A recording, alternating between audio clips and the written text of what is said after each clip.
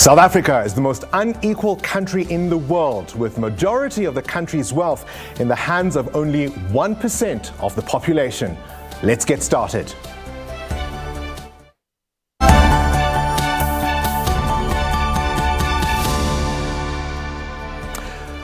Good evening and welcome to the Democracy Gauge. I'm Bongani Bingwa. This is a brand new show on SABC 3 and SABC News Channel 404, marking 25 years of democracy as we run up to the 2019 provincial and national elections. But there's a twist. It's only and all about you. So no politicians, electioneering, none of the usual predictions about election outcomes. Democracy Gauge is a new reflective program that puts you, the citizen, at the heart of the show. So for the next 8 weeks, we'll be canvassing your views on the last 25 years of our democracy. The good, the bad, and the ugly.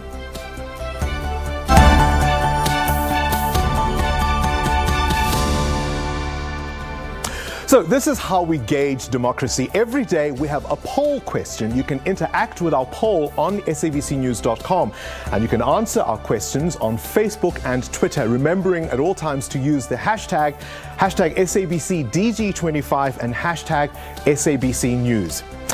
Tonight, our poll question is 25 years sufficient to turn around the legacy of apartheid?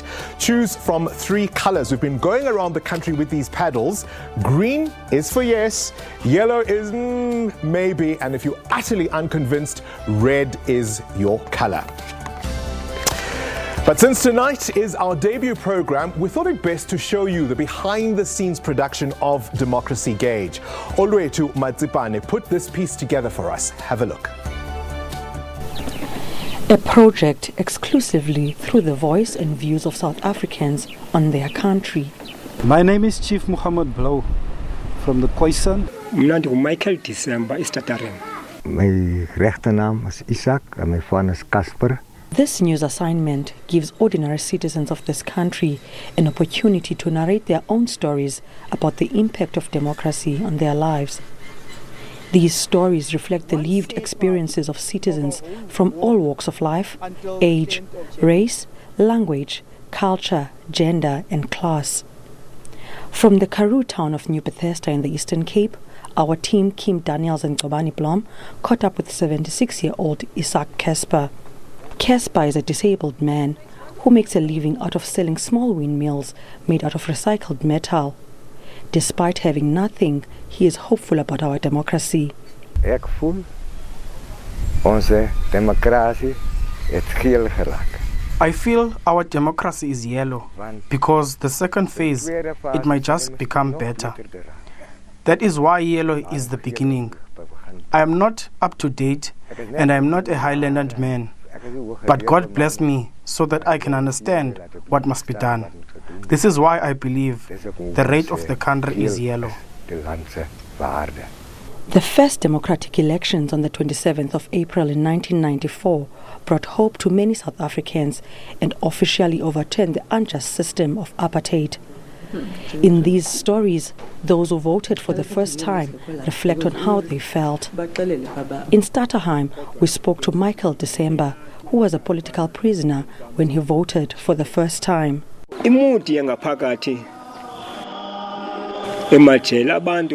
mood inside prison. People were excited, even jumping up and down, singing revolutionary songs, as we belong to different parties. It was the ANC, Inkatha, PAC.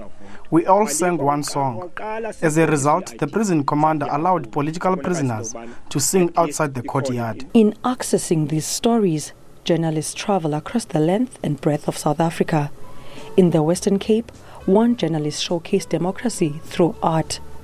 Western Cape crew Linky Bierman and Mark Muhlenberg told this story of Quentin Farrow from the Klein Karoo town of Berridale. Meanwhile, up north, our Mpumalanga colleagues traveled 300 kilometers to tell the story of the Moolman community in Piet Retief. Cameraman Frank Kokwana tells us about shooting these stories. There is a difference between your normal day-to-day stories, and when you do that, You must make sure that your shot selection is informed by what the interviewer is saying, so that you can be able to take the right shots and the people at home can be able to view it and know that this is the kind of the conditions the people are staying in. It was different for me, it was challenging, especially when it comes to editing, because we have to put some more elements into the story. The format of delivery is different to what our viewers and listeners have come to expect. Stories are told without the prompting or voices of our journalists. Because we really took it out of the news environment and we did it more of a documentary style. So speaking to ordinary citizens, speaking to people, asking them what does 25 years of democracy mean to them and how far has the country been. It's been so interesting to hear their stories and to hear their opinions as well. And I think that's what gives us the platform, SABC News, the platform to really engage with our viewers. But it is more than just the mic and lens. A lot of behind-the-scenes work has been done to ensure the success of this project. SABC News Resources Coordinator in the Eastern Cape, Marcus Brenner, created these pedals to help tell our stories.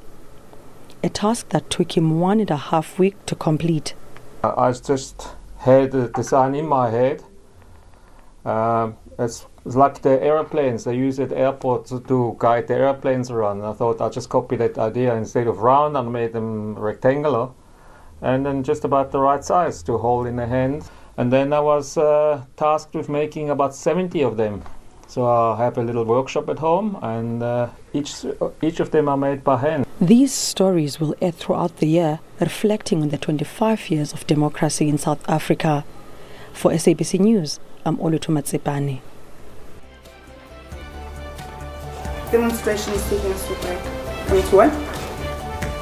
Well, the following segment is now called The People's View, where you get to interact with other South African citizens. We've got people on the line who've been standing by to let their voices be heard, because as I said, this is a citizen-driven program.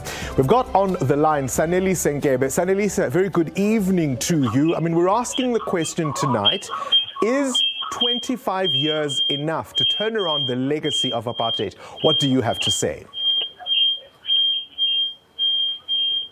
Hello, Sanelisa.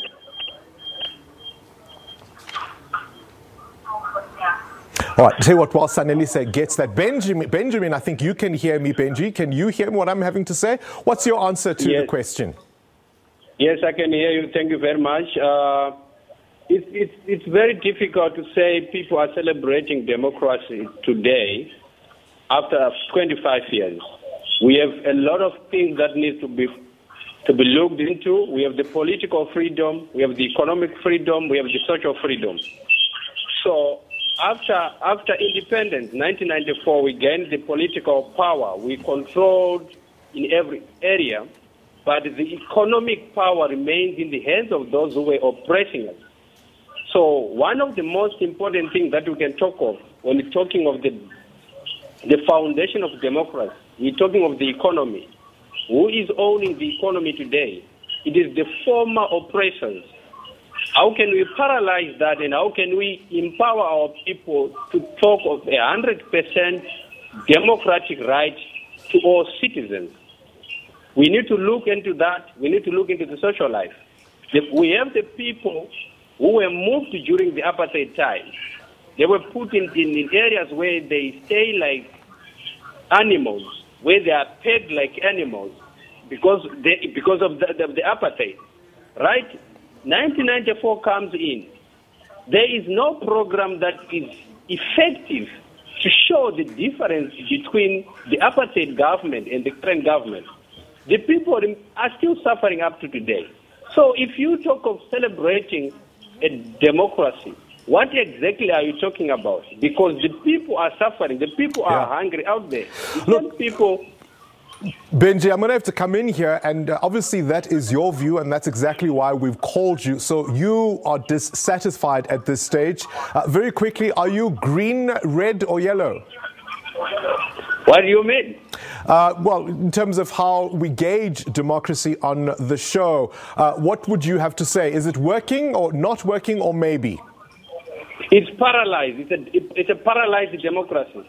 All right. I think your view then, Benji, would be no. I think you've got a red one there. Thank you very much for being with us on the show this evening. All right, let's see if our Skype line is working to get to the other conversation. I think that's not going to work. All right, now, this is how we gauge democracy. In case you're just tuning in, every day we have a poll question.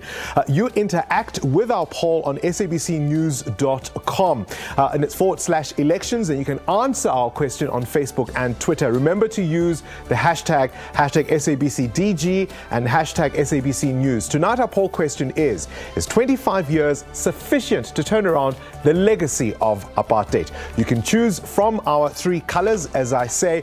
Green is yes, yellow is maybe, and of course red means no. And we'll share your views after the break.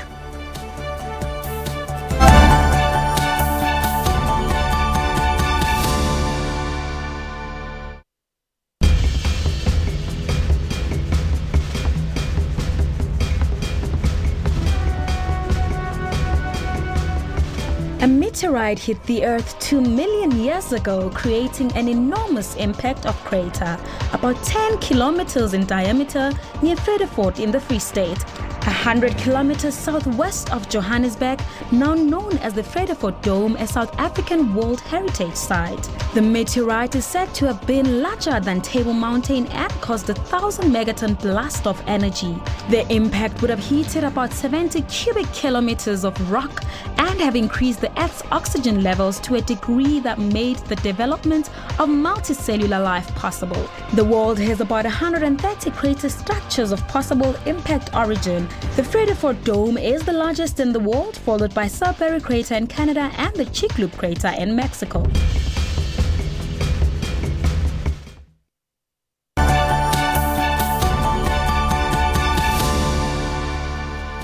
Welcome back. You're watching the Democracy Gauge. Now, a little earlier in the program, I promised that we'll be canvassing your views, the good, the bad, and the ugly. And one of the things we have to ask is the state of our democracy. We have to assess to find out who the winners are and who the losers are. And I'm proud to say that we're joined tonight by William Gumaite, who is, of course, from the Democracy Works Foundation. William, a very good evening. Step into the hot, well, not quite hot seat. Yeah, a very good evening to you. Thank you for being here. Yeah. Listen, under apartheid, it was very easy to tell, in a sense, who the winners were and who the losers were. Under democracy, it's not as clear as it once was, is it? Absolutely. I mean, it's, you know, winners, unfortunately, and it's, you know, people complain about democracy is not working for them because there's too many losers. And we've got too many losers of democracy in the country right now. So who are the losers as far as you can tell, and who are the winners? You know, you're a loser if you most of you are black. You're not educated, you're in a rural area, you're a woman, you are unemployed, you're a loser in the system right now. We're asking the question, William, is 25 years sufficient to turn around the legacy of apartheid? There are those who would say, listen, apartheid and the system that preceded it, colonialism, these were things that were around for over 350 years. You can't just snap out of it.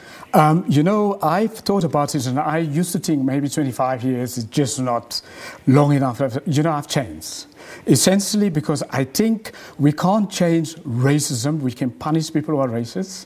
We can make it hard for them to be publicly, and we can try to change people's values and their mindsets. But what is unforgivable, you know, with the resources we have, that we didn't do more for those left out of the democracy. And I think we must take responsibility, because if we are too much in the victim mode, we are not thinking, and we're not looking forward, and we're not innovative, and our imagination is dead. But again, I will say to you, people will say, look, these are structural issues. These aren't things you can just, you know, paper over with a few policy changes here and there. These are things that run deep, not only in terms of our socio-economic fabric, but indeed even politically, our psyche as a nation. Absolutely. You know, I think you have to divide it into almost like two parallel processes. There's one process of our psyche, because you know what apartheid did to us in colonialism. Yeah. It has, you know, created inferiority complexes and superiority complexes from whites, Africans, and so on. And it is racism. If you look at the US, I mean, they've ended racism officially a long time ago. It is with them, and so on. So structurally, it takes a while. Let's put that aside, but the other parallel track is to give people the economic dividends of the democracy. That parallel track, we should have done much, much more progress. We haven't. So what do you say to those who say it's ironic in a way, because actually the biggest recipients, the biggest beneficiaries of this democratic era have been those who also benefited under apartheid? Absolutely. So what we created, and it's a tragedy of our democracy, we've created those who were advantaged before 1994, during the apartheid era, during the colonial period. You know, we have reinforced their, let's just say, wealth or prosperity. We have allowed a small group of black South Africans to benefit. And the vast majority has been left behind. And that's our tragedy. But again, I will put it to you, could we have resolved all those issues in 1994 when we needed to have stability, when we needed to have that political settlement take hold? Is it a little unrealistic with some hindsight to look back and suddenly it's 2020 vision? It is not unrealistic. We have to be harder on ourselves, number one. You know, because we have not been hard on ourselves, we've been complacent. We've said, well, actually, you know, apartheid and colonialism more than 300 years ago. Let's be patient. Let's give our own political leaders, our own political party, our governments another chance. Wrong. It's a big mistake we did. We had to put the pressure on unrelentlessly, and I think that's the mistake we did. Short and sharp, very quickly, how do we pick it up from here? We can see our mistakes, we can acknowledge our mistakes. What's next? I mean, the next step we have to say, how do we involve people in a democracy much more participatory? And secondly, how do we get the economic dividends to the people who've been left behind? Because if we don't do that, our whole democratic project will collapse.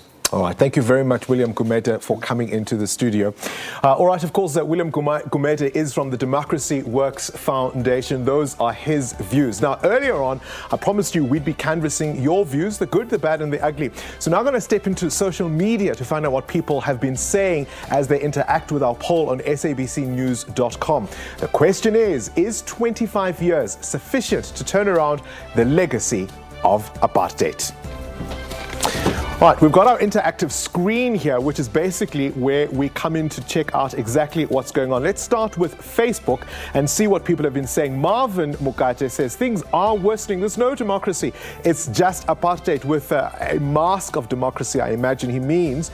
Mark Mulawutsi says, 5 years is enough. Just return all that was taken illegally, forcefully and violently to the rightful owners. And Bongumu Samsomi says, I agree, 25 years is more than enough. What crippled the ANC is corruption, nepotism, cadre deployment, and some of them don't even have tertiary qualifications. All right, that's the picture on Facebook. All right, let's see what people are saying on Twitter, for example. Brendan Stunner says a lot could have been done to change the living conditions of poor black people, but instead the ANC utilized state-owned enterprises to further their own gain as well as looting our treasury. Daniels says it's 350 years of racial colonialism. 25 years is not enough. However, the past 15 years, my ANC has done very poorly. Poor leadership, poor governance, and corrupt to the core. He's tagged the president, so he'll obviously hear about this. South Africa could have been a beacon of hope, I think he means, to Africa and the world. It is not. And we'll finally take one with Dennis, who says racism is deeply rooted to our core in both races, blacks and whites. So 25 years can never solve anything. We just pretend we are not racist and everything is hunky-dory, but we are a broken nation. Do you think we are a broken nation? Well, if you want to be part of the people's view in our next show, all you have to do is send us an email to dg25@sabc.co.za. At the end of the show, I will throw forward to tomorrow's topic. And by the way, if your name is Michael December from Stutter Rhyme, well, you better stay tuned because your story is coming up after the break.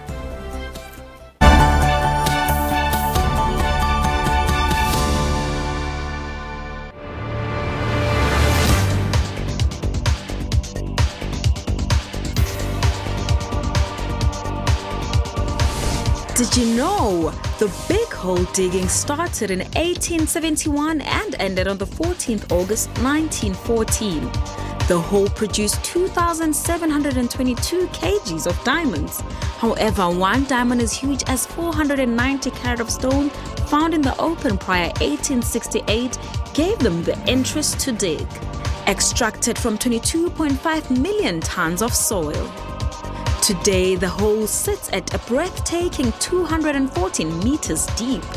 Kimberley Big Hole attracts tourists from all over the world, taking a vintage tram past the city, then cycling around the Big Hole.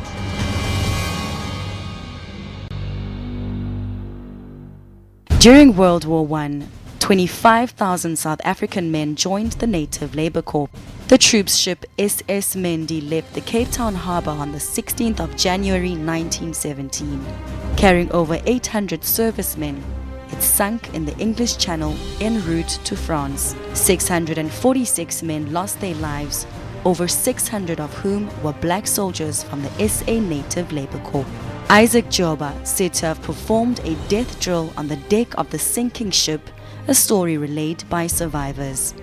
Several bodies were washed ashore along the south coast of England and Norwich in Holland after the wreck.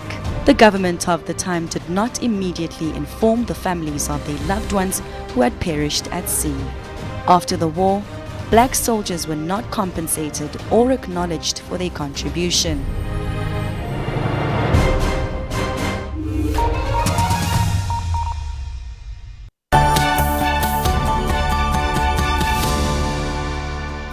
Well, welcome back. Through the Democracy Gauge, SABC News profiles a different South African. Today, we're going to take you back to the 27th of April in 1994, when millions of South Africans voted for the first time since the fall of apartheid. But one man, Michael December, who is from the Eastern Cape, so we'll pull out exactly where he is so you can check out his location, is from the Eastern Cape. Now, he was incarcerated when Nelson Mandela he was already incarcerated when Nelson Mandela was elected as the first black president in South Africa. He only received his political pardon in 2015. Michael recalls how those who were jailed with him celebrated when they were told they could vote for the very first time. Mna ndinguMichael December eStatarem. Ndabanjwa ngo-1990 kuphikisana nomthetho wamabhulu.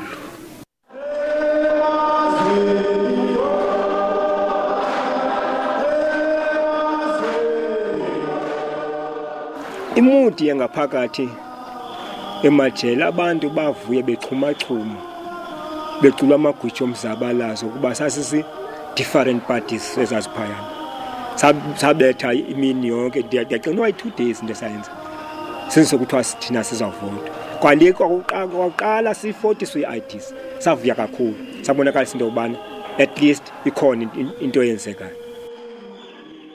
Ndandicimba into yobana ekuphumeni kwam zafika kukutshintsho ngaphandle kodwa ndifike icumakalise la cumakala ndiyaziyo kungekho nanye into ndibonayo into yobana ulutshintsho apha ecumakala. Ndiyasafarisha nditya ingca andinandawo yohlala.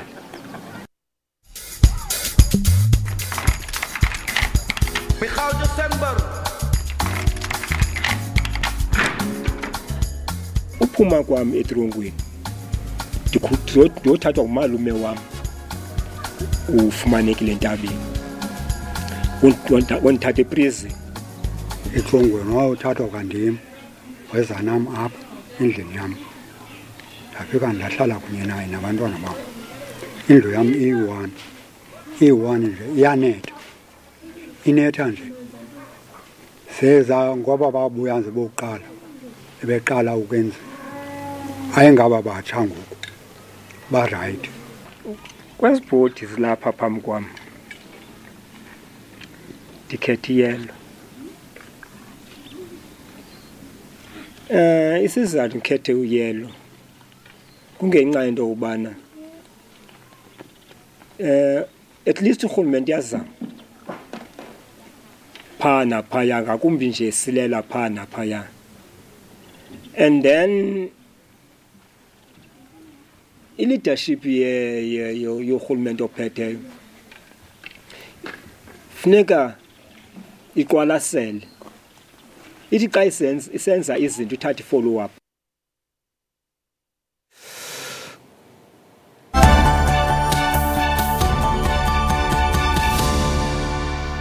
Well, the question is, do you remember where you were in the build-up to Freedom Day 25 years ago? It's extraordinary how quickly the years have rolled by, because on this day, the ANC 25 years ago received confirmation of a right-wing plot to assassinate then Secretary General Cyril Ramaphosa. Let's take a look.